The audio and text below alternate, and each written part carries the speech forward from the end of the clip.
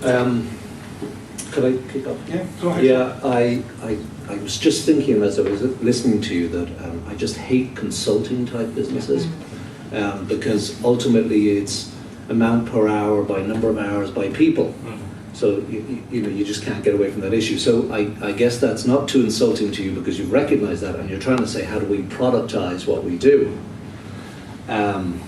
So if I could put it to you, a sort of a question then taking that thought forward, the things I like to see in a business are annuity revenue, scale, and annuity allows you to scale, and that you don't have to educate the customer, or educating the customer is minimized. How might you respond on your business plans in relation to my criteria? And it's a global problem, and it hasn't been solved very effectively. In terms of the financial side of things, if you look at other things like ERP or MRP, any of the systems that have been developed traditionally in the manufacturing industries, they have had to be bundled with a service simply because you can't sell it as an application. Now that's both a drawback and an advantage, and that's why I absolutely accept your initial comments about consulting. But we never got into this to be a consulting business. But in the service businesses, you have to educate the client to think operationally and then demonstrate the results and then bring the tools in on the back of that in order to sustain it. And that's why it's taken us 4 years in the case of for example, the entire Irish Life Group, where they started with a challenge that said, I bet you can't improve the productivity of this particular area because it's the best that we've been able to do. And in 3 months, we doubled its productivity.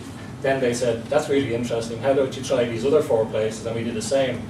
And then the problem is after that, then we go away and we're left with nothing. So this is where the drive and the motivation that came for it is, how do you leave behind a system and an infrastructure that keeps the bits glued together, keeps the metrics, keeps the performance, and that's it. So as I say, I think the consulting side of things is a double-edged sword. It makes it more difficult to sell because you can't sell a shrink wrap box, like you can't buy SAP over the counter. But we are selling it via software as a service, which is the other side of things. So there's no installation. We are managing the background. We're going in and consulting and showing people how to firstly think and act in that fashion, and then using the tool, the application, as the infrastructure to hang everything else out of. I have, to start off with, let me say that I've been burnt twice by companies that are in the consulting stroke software space. Okay, so I'm coming from behind when I talk to you. My experience of companies that are in the kind of game that you're in is that because they're consulting, what they tend to do is customize the hell out of whatever they're doing for a particular customer, and then somehow believe that they'll be able to shrink wrap that product and sell it to the rest of the world, but somehow it never works out that way. And because it's originating as a consulting company, it goes about re-customizing every time it meets a customer. Is that likely to happen in your case?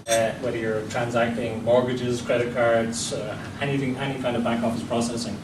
And that's why we've separated the K-Force one. So for example, in that situation, what you're looking at is kind of project management. But again, it's project management in a capacity sense. So they run multiple trials. I mean, they have 1,500 trials running simultaneously across 300 people across all 52 states. So it's a different implementation.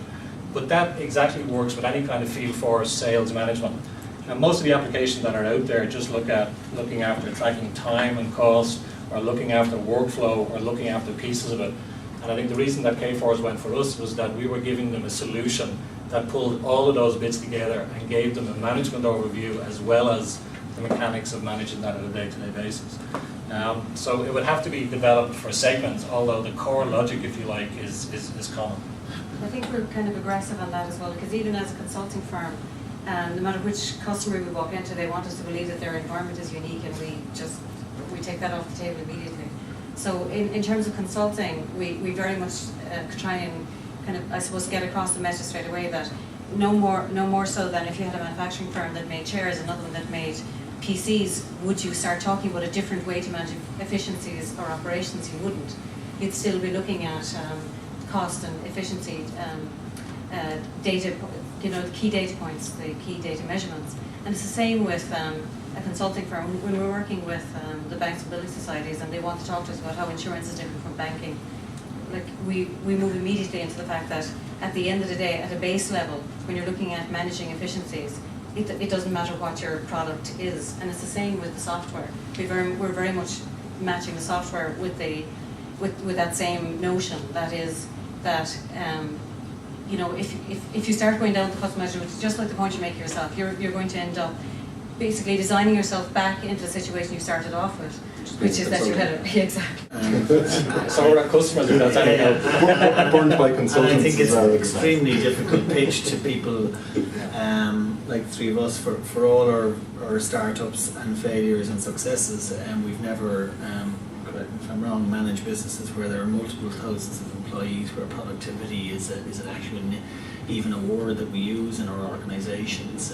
Productivity is largely surrounding large organisations that have a 9 to 5. They literally arrive at 2 minutes to 9 and literally go at 1 minute to 5. And I think it's very, very difficult to come in and pitch what you're pitching to people who don't really have no experience in trying to manage a productivity of people and resources in an organisation beyond their own interpersonal skills of going down to Paddy and giving her a pat on the back and saying you're a great job, you're doing a great job. So I think it's extremely difficult. Of all the presentations tonight, I think it's an extremely difficult pitch that you're making, and you're pitching it to three complete cynics when it comes to consultants, because we don't work with consultants, and it's very difficult for us to put our heads into the chief executive of permanent TSP, who I'm sure has every reason to pull resources like yourselves into the organisation. So for that, I apologise in advance for being negative.